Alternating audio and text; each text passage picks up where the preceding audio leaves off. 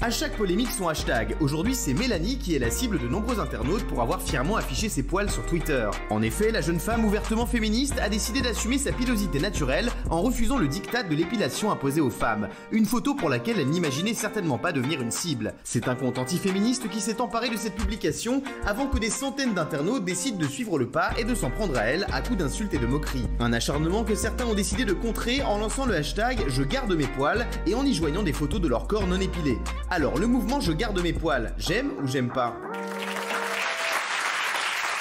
On vous pose la question, tiens. On vous parle des sujets qui ont été le plus commentés aujourd'hui sur les réseaux et partout. Donc ça, c'était le sujet numéro 4. Oui, Valérie Benadoum. Alors, soutien évidemment à Mélanie. Évidemment, il n'y a aucune cause qui mérite que l'on se fasse harceler, qu'on se fasse emmerder. Et je constate encore une fois que le corps des femmes pose un souci. Et quand on le montre dans sa crudité, on emmerde les gens. Voilà, je rappelle que l'origine du monde, c'est un tableau sublime. Et que voilà. Mais en revanche, je ne pense pas que le combat des féminines 2.0, des féminines aujourd'hui qu'on appelle les néo-féministes, passe par le poil. Pardon, quand en 70, les femmes brûlaient leur soutien-gorge, ça avait un sens. Là, ça n'a pas de sens pour moi. Il y a d'autres combats à mener, la parité, les violences faites aux femmes, l'égalité salariale. Il y a d'autres combats. Mais non, mais je suis désolée. Je comprends. Valérie Benadoum.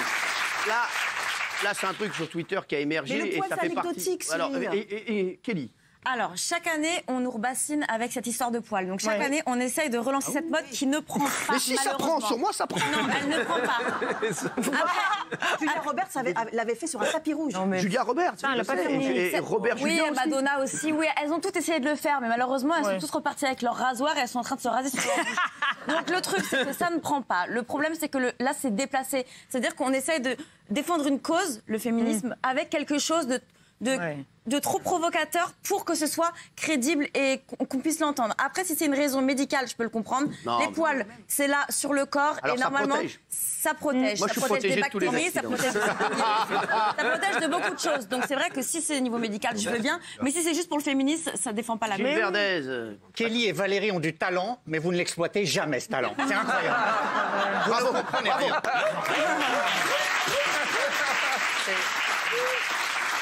C'est un symbole. C'est un symbole. Laissez-moi juste finir, parce qu'avec le tissu de conneries que vous avez dit, laissez-moi quand même.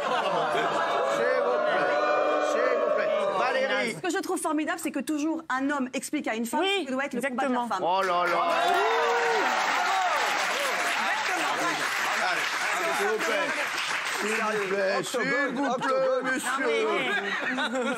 Octogone. Là-haut, ça va trop loin, là-haut.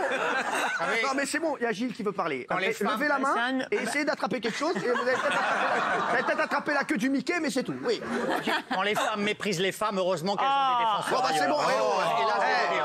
C'est bon dire ça. Mécano, là, une femme avec une femme, là. Donc... Mais oui, mais moi, une femme. Non, mais je veux écouter Gilles d'abord, il a pas donné. C'est le mouvement d'aujourd'hui de l'émancipation sociale.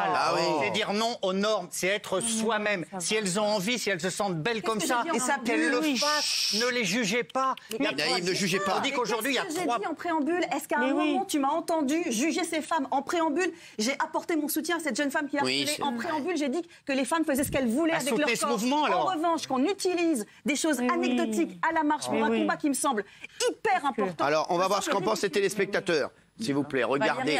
J'aime 23%, je n'aime pas. 70%, ils sont plutôt d'accord avec Valérie Benadoum. On va passer au troisième sujet. Mais c'est dommage. Mais oui, et moi alors Jean-Mi. Non, Jean-Mi. Ah oui, parce que moi j'ai une part de féminisme en moi. Non mais c'est vrai. Mais pour moi le féminisme, féminité. Ça passe pas par les poils.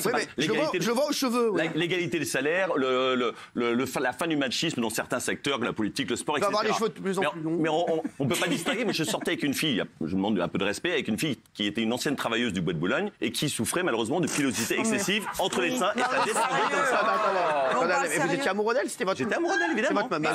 Oh, rigolez pas, il n'y a pas de... Non, elle avait du poil comme ça. Non, s'il vous plaît, rigolez pas, s'il vous plaît, laissez-le finir. Voilà, elle avait du poil, elle souffrait de pilosité excessive entre les seins et ça descendait comme ça. Jusqu'au couille.